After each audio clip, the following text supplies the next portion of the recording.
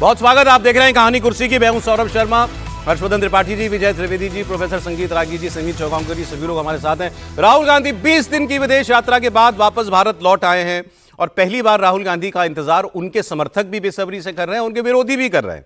20 दिन की छुट्टी इसलिए कह रहा हूं कि यहां नहीं थे। अब कहां थे क्योंकि पता नहीं है। अगर कांग्रेस ये बता देती कि वो किस कार्यक्रम के लिए गए हुए हैं तो हम छुट्टी नहीं कहते, लेकिन चूंकि नहीं बताया गया तो ये छुट्टी ही बोली जाएगी। राहुल गांधी 20 दिन की विदेश में छुट्टी बना के आ रहे हैं। पंजाब में कांग्रेस पार्टी में क्या चल रहा है आपको मालूम है। संभले नहीं संभल रहे हैं चरणजीत सिंह चन्नी। उनको मनाने के लिए कांग्रेस ने राहुल गांधी के आने तक का इंतजार करने के लिए भी कहा था, लेकिन वो तारीख तो कब की बीत गई। अब बीजेपी भी राहुल गांधी के इस दौरे पर सवाल खड़े कर रही है। बीजेपी के नेता अमित मालवीय ने आज एक पोस्ट करके राहुल गांधी की यात्रा, उस पर हुए खर्च और वो किससे मिले इसको लेकर के सवाल पूछे हैं और कहा है कि राहुल बताएं कि ऐसी किस बैठक में वो गए थे जिनसे भारत के राजनीतिक या रणनीतिक हितों पर असर पड़ सकता है। उनका पोस्ट है कि 22 जून से 13 जुलाई तक वो कहां गए, इस पर इतनी मिस्ट्री क्यों है। कहां गए, किससे मिले, किसने स्पॉन्सर किया उनका रहना और ट्रैवल, ये सारे इन सवालों के जवाब मिलने चाहिए कि लीडर ऑफ ऑपोजिशन ने ये यात्रा कैसे की। The public is entitled to know whether his overseas engagements involved meetings that could have a bearing on India's political और स्ट्रेटेजिक इंटरेस्ट। वही बात है कि वो किसी ऐसी यात्रा पर थे जहां पर कोई महत्वपूर्ण बातें हुई हों भारत को लेकर के तो बताया जाए, नहीं तो ये बताया जाए कि भी उनका निजी कार्यक्रम था। कल इससे पहले जो संबित पात्रा सांसद भी हैं और प्रवक्ता भी हैं कांग्रेस बीजेपी के, उन्होंने भी राहुल गांधी के इस दौरे पर सवाल खड़े किए थे और कहा था कि प्रधानमंत्री जाते हैं इंटरनेशनल टूर पर तो भारत के लिए कुछ लेकर के आते हैं, लेकिन लगता है कि राहुल गांधी वहां जाकर के भी बंद कमरों में साजिशें ही रच रहे हैं।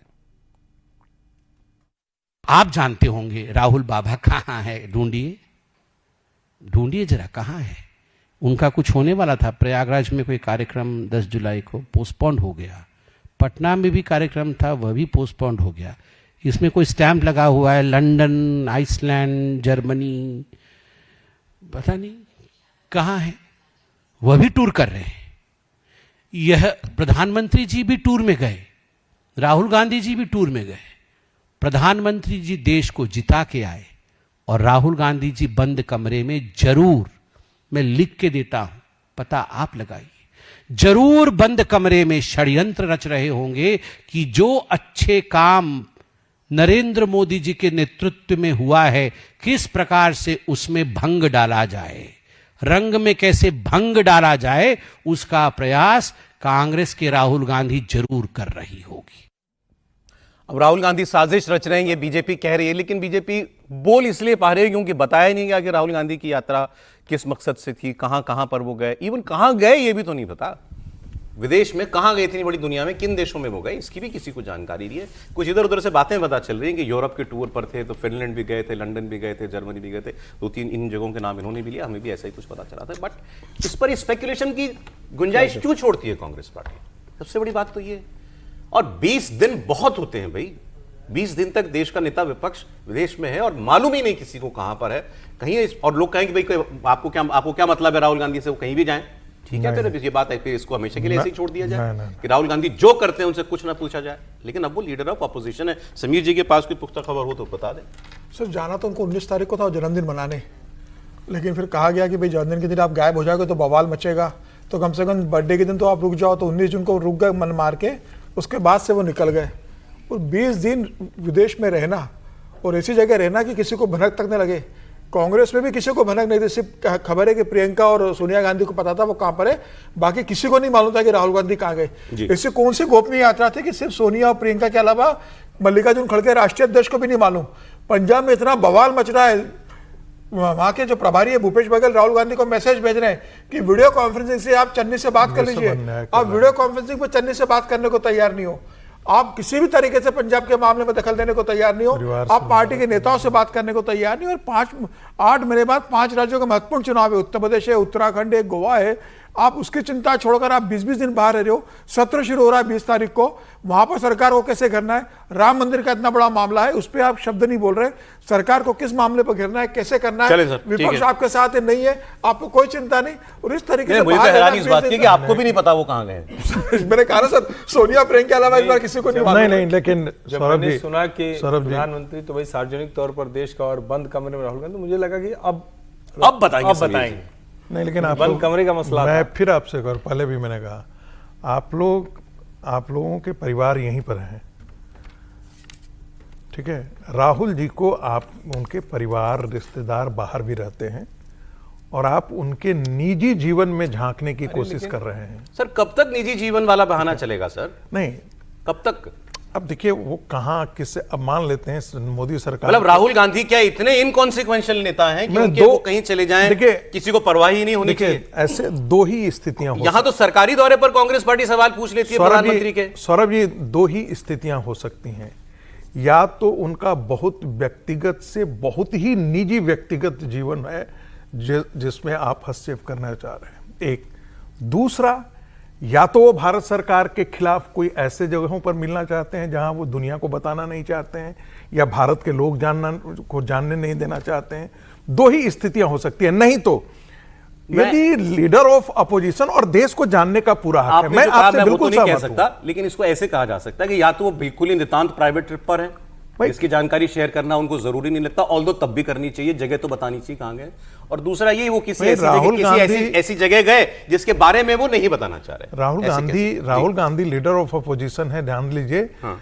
देश के वो बहुत बड़े नेता हैं, उन पर खतरे भी हैं। सर बताइए, ये बात करनी चाहिए, हमको नहीं करनी चाहिए? बात करनी चाहिए, लीडर ऑफ अपोजिशन है उनके बारे में, और खासतौर से जब ट्रांसपेरेंसी नहीं हो तो इस बारे में बात करनी चाहिए। लेकिन मैं ये देख रहा था गवर्नमेंट ऑफ इंडिया का और मिनिस्ट्री ऑफ एक्सटर्नल अफेयर का प्रोटोकॉल, उसमें लिखा हुआ yes the Indian government security agencies primarily and the ministry of external affairs is generally aware of the leader of opposition's foreign travel plans, especially for someone like Rahul Gandhi who holds Z+ security cover. Protectees under Z+ cover must inform authorities in advance per Yellow Book protocols. CRPF provides security. मतलब बिना सरकार की जानकारी, बिना protect जो agencies हैं मुमकिन नहीं है। इमिग्रेशन से तो गए ही होंगे ना? इमिग्रेशन से गए, और वो पासपोर्ट जो है वो डिप्लोमेटिक पासपोर्ट है, तो उस पर तो सारी मोहर लगी होती है। तो या तो संबित जी को नहीं पता होगा, सरकार उनको नहीं बताती होगी। सरकार को बता देना चाहिए। नहीं, सरकार क्यों बता दे? ये तो सरकार की जरूरत होगी तो बता देगी। एक लाइन बोलूं? नहीं, अगर सरकार से पूछा जाए तो क्या सरकार से पूछना? नहीं, सर मैं पूछ रहा हूं, क्या सरकार से पूछा जाए तो सरकार को बता देना चाहिए? नहीं बताना चाहिए, नहीं बताना चाहिए, क्योंकि वो तो सिक्योरिटी की बात है। नहीं, वो तो सरकार को तय करना है। नहीं, मैं तो ये कह रहा हूँ कि ये सवाल ऐसा नहीं है ना, इसको आप ऐसा रहस्य बना रहे हैं कि किसी को नहीं पता। बिल्कुल रहस्य, इसीलिए बिल्कुल और आपने अच्छी की बात कह दी, क्योंकि लोग फिर ये कहते हैं सरकार को सब पता है। मैंने आपसे कहा कि सरकार को बता दे। जिस दिन सरकार ये बता देगी उस दिन सरकार के कपड़े फाड़ डाले जाएंगे कि किसी की प्राइवेट यात्रा की डिटेल्स लीक कर दी। नहीं, ना तो सरकार क्यों बताएगी? तो सरकार बताएगी। सरकार को पता है कि सरकार वो कोई यात्रा ऐसे कि सरकार को बताना नहीं चाहिए और राहुल गांधी और कांग्रेस पार्टी बताएगी नहीं। नहीं, एक तो चीज और, किसी और को चिंता होनी नहीं चाहिए।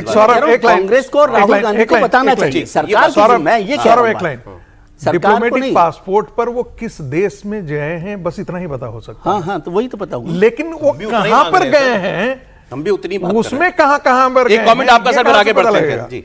देखिए, मुझे थोड़ा सा आज जो है ना, ये विजय जी ने जो विस्तार से बताया, ये मुझे लगा कि ये करना नहीं चाह रहे होंगे विजय सर, क्योंकि ये तो सामान्य जानकारी है जो सबको पता है कि कोई भी जिसका भी सिक्योरिटी लाइजन होता है जो इस तरह की चीज़ों में, तो उसका तो नहीं, तो फिर हर बार क्या सवाल करना इस पर? नहीं, बस वहीं मैं आ रहा हूँ। सवाल इसलिए हो रहा है सर क्योंकि वो नेता प्रतिपक्ष हैं। सवाल इसलिए हो रहा है कि छोटी छोटी चीज़ों पर कॉन्स्पिरेसी थ्योरी निकालने वाला वर्ग, वो चाहे पत्रकार हों, बुद्धिजीवी हों, नेता हों, समाज सेवी के नाम पर हों, छोटी छोटी चीज़ों पर कॉन्स्पिरेसी थ्योरीज निकालते हैं। और नेता प्रतिपक्ष 22 दिन के लिए गायब होता है, उनको कोई साजिशी सिद्धांत नहीं दिख रहा है, कुछ भी नहीं समझ में आ रहा है। और जो सबसे बड़ी बात है कि चलिए क्या मतलब है सरकार से टीवी डिबेट करने वाले लोगों से, पत्रकारों, कांग्रेस कार्यकर्ता को ऐसे रख लिया आपने, टेकन फॉर ग्रांटेड। कांग्रेस के वर्कर को नहीं पता होगा कि उनका नेता कहां ऐसे गुपचुप छुट्टियां मनाने जाता है, क्या करने जाता है, कौन सी ऐसी गतिविधि में लिप्त है जिसका सार्वजनिक प्रदर्शन तक नहीं हो सकता है। कांग्रेस वर्कर को क्या लग रहा होगा, ऐसा नेता है हमारा? और उसके बाद हम कहेंगे नहीं, सरकार को तो सब पता होगा। निश्चित तौर पर एजेंसियों को तो पता होगा ही होगा। चलें, सब पता मतलब उनको पता होगा कहां कहां गए हुए। बता ही दिया ना, दो बातें अलग अलग है। कांग्रेस को इस पर ट्रांसपेरेंसी रखनी चाहिए, मैं तो ये कह ही रहा हूं। राहुल गांधी जी को भी रखनी चाहिए कि भाई वो बताएं कि कहां कहां जा रहे हैं, और एक लीडर ऑफ अपोजिशन के तौर पर भी देश को पता हो। लेकिन सरकार क्यों बताए इस पर? उस पर मैं आपसे सहमत हूं, नहीं बताना चाहिए। मेरा मानना नहीं, सरकार क्यों कर रही है सरकार, लेकिन बताना जिनको चाहिए उनको बताना। उनको इसमें मैं हैरान इस बात पे हूं कि ये प्रॉब्लम क्यों नहीं लग रही कांग्रेस पार्टी को कि लोग सवाल पूछ रहे हैं मेरा नेता 20 दिन कहाँ है? सर कांग्रेस विदेश के में। वर्कर को प्रॉब्लम लग रही होगी, बिल्कुल वो ये होगी। सुन रहा होगा तो क्या सोच रहा होगा हमारा नेता कैसा रहस्यमयी है। 5-7 दिन के लिए तो वो अक्सर ही जाते हैं, इस बार 20 दिन 22 दिन की बात है भाई, बड़ा लंबा पीरियड होता है, इसलिए ये सवाल उठ रहा है। एनीवे आगे बढ़ते हुए सर, पश्चिम बंगाल से एक इंपॉर्टेंट खबर आई है। ममता बनर्जी को लग रहे झटके रुक नहीं रहे हैं। लोग जो साई की तरह साथ चलते थे वो तो छोड़ छोड़ कर जा ही रहे हैं। अदालत से उनके लिए एक बड़ा परेशानी का सबब एक फैसला आया है। अलीपुर की एक अदालत ने फैसला दिया है जिसके बाद ऋतव्रत बैनर्जी के गुट को असली टीएमसी की मान्यता लगभग मिल गई है। कोर्ट ने ऋतव्रत बैनर्जी के ग्रुप की 22 जून को बनी वर्किंग कमेटी को वैध मान लिया है और कोर्ट ने ममता गुट को आदेश दिया है कि वो टीएमसी के कामकाज में न तो कोई बाधा डालेगी ना ही पार्टी के नाम पर वो कोई और नियुक्ति करेगी। हालांकि ममता बनर्जी के ग्रुप का यह कहना है कि यह फैसला एक इंटरिम आदेश है, अंतरिम आदेश है और एक्स पार्टी आदेश दिया गया, मतलब उनको बिना सुने अदालत ने यह फैसला दे दिया है। लेकिन फैसला बड़ा महत्वपूर्ण है।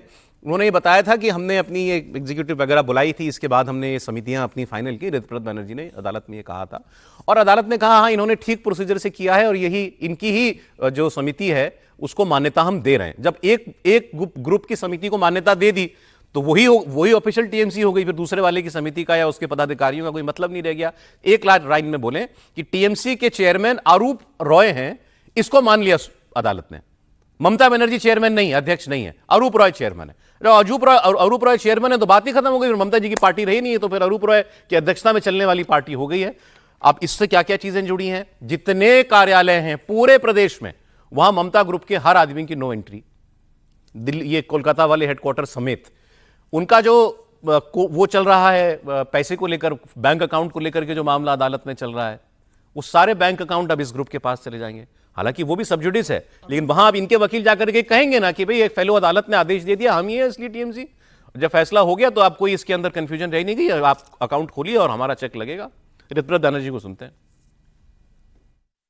कोर्ट का कहना है कि हम ही तृणमूल कांग्रेस है, ये छोड़ के, ये जो बॉडी तैयार हुआ ये छोड़ के कोई भी और वहां जाके तृणमूल किधर भी तृणमूल कांग्रेस का नाम इस्तेमाल नहीं कर पाएंगे। इसके साथ साथ ये भी बोला गया अगर कोई आदमी खुद को रिप्रेजेंट करता है ऑफिस बेयरर बोल के पार्टी का, without approval from us, they are also restrained. किस बारे में रेस्ट्रेंड है? Interfering with the administration of the party. Party के एडमिनिस्ट्रेशन में कोई दखलदारी नहीं चलेगा।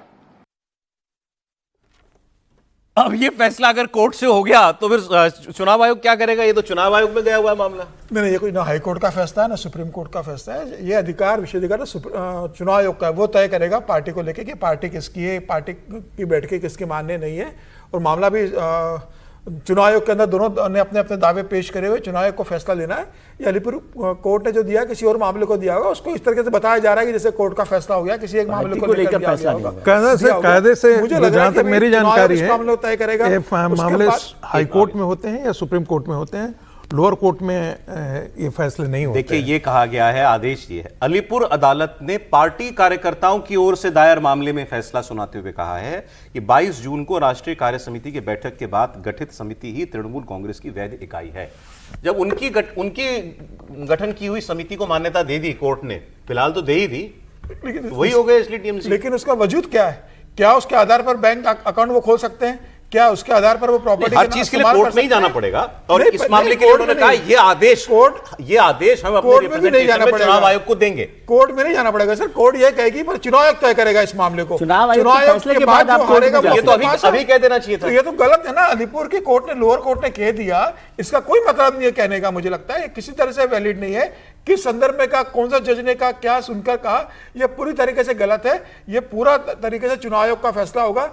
चुनाव आयोग का जो फैसला होगा उसके खिलाफ आप हाई कोर्ट, सुप्रीम कोर्ट जा सकते हो। मैं बोलूं, अलीपुर कोर्ट मामला ये था, पार्टी के वर्कर गए और वो इधर की ऋतव्रत बनर्जी ग्रुप के ही होंगे, उन्होंने ये पिटीशन लगाई होगी जो उस पे जो आदेश से समझ में आ रहा है। साहब ये बताओ मेरा अध्यक्ष कौन है? हाँ, बस वो इतनी सी बात है। अध्यक्ष मतलब जो समिति बनाई गई, पदाधिकारी बनाए गए, मैं किसको मानूं? कमेटी के बारे तो में उन्होंने कह दिया इनको मानूं। हाँ, कमेटी के बारे में ये है कि भाई यहाँ पर मेजोरिटी इनकी है, इनको और मानो। मजे के बाद ऐसा दूसरे है। पार्टी से बिना पूछे डिसीजन दे दिया। सर इन इफेक्ट बात तो वही हो गई ना। बात तो वो हो गई, लेकिन वो उसको ऑफिशियल इस तरह से नहीं, क्योंकि इलेक्शन कमीशन ही कॉम्पिटेंट अथॉरिटी है, वो डिसाइड।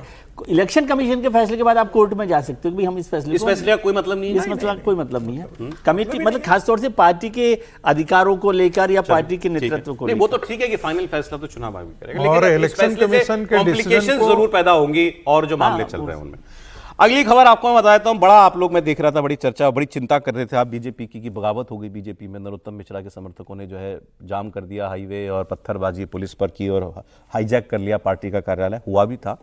आज उसी सीट पर नॉमिनेशन के लिए उपचुनाव में दतिया की सीट पर खुद नरोत्तम मिश्रा मौजूद रहेंगे।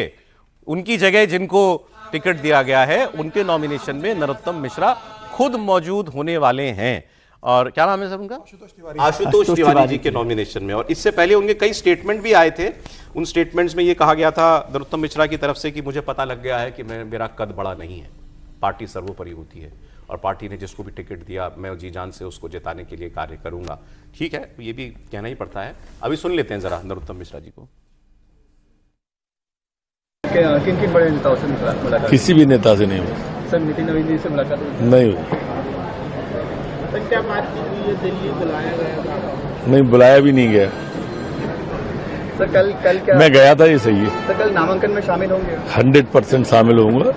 माननीय मुख्यमंत्री जी के साथ जा रहा हूँ नामांकन में, माननीय आशुतोष जी के साथ में खड़ा रहूंगा। सर गृह मंत्री जी से भी क्या आपने समय मांगा था मिलने के लिए? नहीं मांगा। ये तो तय हो गया कि कद बड़ा नहीं है, टिकट नहीं मिला ना, तो आपकी बात का जवाब तो इसी में है कि कद बड़ा नहीं है और पार्टी बहुत ऊपर होती है, हमसे ज्यादा दूर तक देख सकती है वो ऊपर से। पार्टी ने जो निर्णय लिया है उसको सर माथे पर रखते हुए पार्टी का काम करना, संगठन का काम करना, यही लक्ष्य। अब नरोत्तम मिश्रा जी की जो भाषा बदली है, मतलब भाषा तो उनकी यही रही, क्योंकि उनका ऐसा कोई बयान नहीं आया सामने जिसमें उन्होंने कहा हो पार्टी कार्यकर्ताओं से जाओ जाके हंगामा करो। पार्टी कार्यकर्ता तो ये भी, वो जो उनके समर्थक थे उन्होंने कहा वो कह भी देंगे तो हम नहीं मानेंगे, लेकिन हंगामा तो हुआ और ऐसा वैसा नहीं हुआ। पूरे देश ने देखा कि इतना बड़ा हंगामा हो गया टिकट डिनाई करने पर एक पार्टी के। इस पे डीएसपी घायल हो गया सर। अब जो वो बात कह रहे हैं वो बड़ी, अब उनकी लाइन बिल्कुल ठीक है। हालांकि उसमें तंज है कि मुझे पता लग गया मेरा कद नहीं था, मैं दिल्ली गया था, मुझसे कोई बड़ा आदमी नहीं मिला। जिस तरीके से वो कह रहे हैं, अपनी नाराजगी जाहिर वो अभी भी कर रहे हैं, लेकिन दोनों काम कर दिए उन्होंने। अपनी स्ट्रीट पावर भी दिखा दी और अब ये भी कह दिया कि मैं तो साथ ही हूं, मैं तो कहीं गया ही नहीं था, पार्टी सबसे बड़ी होती है। क्यों त्रिपाठी जी, अब इसका फायदा क्या, इसका मतलब उनका भविष्य क्या है? नहीं देखिए, भविष्य तो नरोत्तम मिश्रा एक तरह से कहें कि भारतीय जनता पार्टी में निर्णय की प्रक्रिया बड़ी खराब है, कम से कम उस सीट पर। इसको उन्होंने सबके सामने लाकर रख दिया। अब चाहे जो कहे, कोई कहे कि देखिए आज वो ये बात कर रहे हैं, तो जाहिर है उनकी बात हो गई, वो जाकर मिले, प्रदेश अध्यक्ष और मुख्यमंत्री से मिले और वो अपने प्रत्याशी के साथ खड़े हैं। लेकिन यह भी सच है कि कोई भी, मतलब कितना बड़ा कितना छोटा नेता हो अलग बात है, लेकिन किसी का टिकट ऐसे कटा हो और इस तरह से जनता सड़कों पर आ गई हो, ध्यान में नहीं। अब अगर नरोत्तम मिश्रा कह रहे हैं भाई, और उनसे सवाल दरअसल पूछा गया था कि कहा ही जा रहा है कि आप बड़े नेता हैं इसलिए आपका टिकट काट दिया गया, जिससे आप कट्टू साइज है, तो उन्होंने कहा कि अब तो आपको पता चल ही गया कि मैं बड़ा नेता नहीं हूं, क्योंकि हमारा टिकट तो कट कर दिया गया है। मुझे लगता है कि जो मतलब किसी भी समझदार नेता को जहां जाकर जो करना चाहिए था, उन्होंने अपनी ताकत भी दिखा दी। ताकत दिखाना भी ठीक था, बहुत जरूरी था, बहुत जरूरी। किसी भी नेता के लिए अपनी ताकत समय समय पर दिखाते रहना जरूरी होता है। और मैं दूसरी बात कर रहा हूं, मैं इसका पक्षधर नहीं हूं, पार्टी तो कोई भी हो, पार्टी ही बड़ी होती है, जो निर्णय ले लेगी वो वही तय होगा। लेकिन इतने दिनों से वो प्रचार कर रहे थे, कोई उनको बुला के बैठा के नॉमिनेशन फॉर्म खरीद लिया था, सबसे नॉमिनेशन फॉर्म ले लिया तो सबको पता होगा भाई। वो प्रचार कर रहे थे, वो लोगों को अपने यहाँ ला रहे थे, वो ज्वाइन करा रहे थे कांग्रेस के नेताओं को भारतीय जनता पार्टी में, और आप अचानक पार्टी टिकट बदल। अब अच्छा ये बताइए ना, ये कहां, ये फाइनल फैसला हुआ कहां से है कि नहीं मिलेगा नरोत्तम मिश्रा को टिकट? मैं वो ये जानना चाह रहा हूं। जो सबको मालूम था नरोत्तम मिश्रा नहीं, दिल्ली से फैसला हुआ है सर। ये चुनाव नहीं, दिल्ली में भी बहुत लोग हैं सर, सबको पता था नरोत्तम मिश्रा चुनाव लड़ने की तैयारी कर रहे हैं। ये फैसला नितिन नवीन का था, ये फैसला उनसे ऊपर वाले लोगों का था? मुझे नहीं लगता है, मुझे लगता है मध्य प्रदेश से किसी की सिफारिश थी, सीएम मोहन यादव की सिफारिश थी कि नहीं मिलना चाहिए टिकट। अब देखिए, जो जानकारी निकल करके आया है वो तो सीएम का नाम आ रहा है। वही कहा जाता है कि मोहन यादव नहीं चाहते थे कि इनको टिकट मिले, मतलब अगर कहें, लेकिन अब इसका कोई प्रमाण तो है नहीं। नहीं जो तो पहली इस सारे विवाद के बाद पहली फोटो उनकी मोहन यादव के साथ ही आई। नहीं इसका मतलब ये है कि उनके साथ राजनीति में कि तो उन्हीं के होता साथ है। विवाद। हाँ, ये तो फोटो से ही समझ में आना चाहिए। नहीं राजनीति में तो ये होता ही है, लेकिन जो आप भोपाल से कुछ लोगों से बातचीत हुई तो उनका बहुत साफ साफ कहना है कि मुख्यमंत्री बिल्कुल ही नहीं चाहते थे, और इसलिए नहीं चाहते थे क्योंकि उनका एक दबंग नेता के तौर पर उनकी चर्चा होती थी। वो कैबिनेट में भी अपनी बात बहुत धड़ल्ले से बोलते थे, और इसलिए उनको कट टू साइज किया है मोहन यादव। हाँ, अब इसके बाद इनका कद घट गया पार्टी में। सर प्रदेश एक ही नाम गया था, प्रदेश चुनाव समिति ने सिर्फ नरोत्तम मिश्रा का नाम भेजा था, कोई दूसरा नाम गया ही नहीं था। सबको ये मालूम था कि नरोत्तम मिश्रा से वहां से टिकट मिलेगा, कोई दूसरे उम्मीदवार नहीं है। प्रदेश से एक ही नाम भेजा था। दिल्ली से फोन गया कि भाई 3 नामों का पैनल भेजिए, उसमें आशुतोष तिवारी का नाम डालिए और कुशवाहा का नाम डालकर भेजिए। जो जिला अध्यक्ष हैं। हाँ, 3 नामों का पैनल मंगाया गया। ये तय था कि दिल्ली से कटेगा। प्रदेश के किसी नेता की इतनी ताकत और हैसियत नहीं है कि नरोत्तम मिश्रा प्रदेश का समिति में नाम काटे। भेजने वाले कौन लोग होते हैं? ये प्रदेश अध्यक्ष होता है, प्रदेश के मुख्यमंत्री होते हैं, संगठन महामंत्री होते हैं, मुख्यमंत्री होता है संगठन मंत्री उसमें। है, मुख्यमंत्री होता है ना, पर 4-5 तो ये बात गलत बता रहे हैं आप कि मोहन यादव नहीं चाहते? नहीं मोहन यादव ने एक ही नाम गया था। तो फिर और इसका मतलब तो मोहन यादव दिल्ली से ऑन नाम बोर्ड थे। काटा गया है, दिल्ली से कहा गया है कि नाम काटना है इसका। दिल्ली से काटा दिल्ली से फैसला हुआ है। तो प्रदेश वहां विवाद है हमारे कोई पैनल में। समीर जी कह रहे हैं दिल्ली से काटा गया, बाकी लोग कह रहे हैं कि मुख्यमंत्री मोहन यादव के कहने पर काटा गया। एक दूसरा नॉमिनेशन भी आज जल्दी से लेकिन उसकी आपने बात भी कर नवीन लें। साहब का नाम लिया कि नवीन साहब ने उसी कहा का। था, आप उन पे क्यों डाल रहे हैं? उन्होंने बाकीपुर में नहीं फैसला किया, आप दतिया में करेंगे? नहीं मैं जो आज नॉमिनेशन वहां भी होने बांकीपुर में, बांकीपुर से जो कैंडिडेट पहले थे उनका तो नामांकन वापस ले लिया गया। अब प्रशांत किशोर के सामने बीजेपी ने जो दूसरा चेहरा उतारा वो नीरज कुमार सिन्हा है। आज नीरज कुमार सिन्हा भी जो हैं वो भी नॉमिनेशन करने वाले। ये दोनों ही मामले जो हैं बीजेपी के लिए बहुत उल्टे पड़ गए हैं। मतलब लोगों में ये चर्चा होने लगी कि भाई इस पार्टी में भी ये सब कुछ होता है। ये बात है। ये बिल्कुल ठीक बात है। वैसे मैं समझता हूँ नरोत्तम जी ने जितना जो किया ना, यहाँ से जहाँ तक वो पहुँचे, वो एक पॉलिटिकल लीडर के लिए ठीक है। और इससे उन्होंने मेरे हिसाब से अपना भविष्य सुरक्षित किया पार्टी में, क्योंकि उन्होंने अपनी ताकत भी बता दी, पार्टी की बात भी मान ली। तो पार्टी कहेगी देखेंगे और आगे, हम जितवा भी दें उस आदमी को, जितवा भी दें और आगे जो होगा इनके यहाँ से क्या मिला आपको?